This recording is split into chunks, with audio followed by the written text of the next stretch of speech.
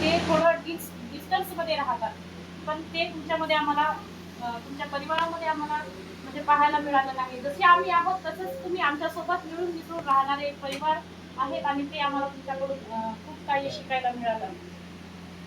म्हणजे स्वतःला तुम्ही उंच करत नाही, तर म्हणजे जसे आम्ही आहोत तसंच आमच्या बरोबरीने राहणारे तुम्ही एक आहोत आणि ते मी कधीच विसरणार नाही.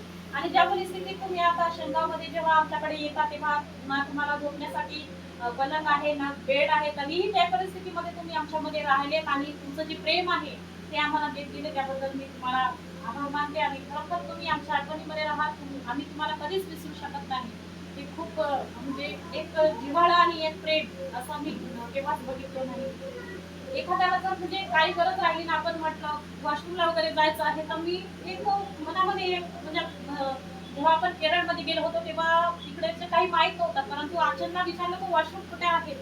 तर एक आपला अधिकारी व्यक्ती असून सुद्धा टॉयलेटच्या समोर म्हणजे टॉयलेट दाखवण्यासाठी आमच्या सोबत आहे. एवढा नम्रपणा मी कुठेच आणि कोणत्या अधिकाऱ्यामध्ये बघितला नाही. तो नम्रपणा तुमच्यामध्ये दिसला, त्याबद्दल मी देवाला धन्यवाद देतो.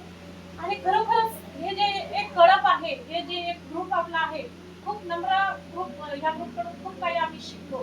कारण आम्ही लहान असताना जरी काही विचारलो किंवा काही एखादं गोष्ट सांगितलं तर ते प्रत्येकाने ऐकलेली आहे. या ग्रुपमध्ये राहत असताना असं कधीच वाटलं नाही की मी मोठा आहे, तू लहान आहे, मी तुझं कशाला ऐकू, असं कधीच वाटलं नाही. आणि ते सुरुवात तुमच्या परिवाराकडून होते. खरंच आम्हाला ते नम्रपणा आणि ते दयाळूपणा तुमच्यामध्ये आणि तुमच्या कुटुंबामध्ये दिसलं, त्याबद्दल मी धन्यवाद देते. तसंच मी आणि भाऊ आणि वेलाताईला पण खूप आभार मानते की माझी प्रेग्नन्सीच्या वेळेस त्यांनी स्वतः फोन केले की बालाजी भाऊ ताईच्या डिलिव्हरीसाठी तुमच्याकडे काही आहे का नाही म्हणून. आणि त्यावेळेस अशा वेळेस त्यांनी फोन केला की त्यावेळेस आमचे नातेवाईक सुद्धा मला फोन केले नाही तर तुमच्याकडे आहे का नाही. अशा परिस्थितीमध्ये त्यांनी आम्हाला फोन करून सांगितलं का आम्ही तुम्हाला मदत करतो म्हणून. आणि त्यांनी आम्हाला खरंच मदतही केली.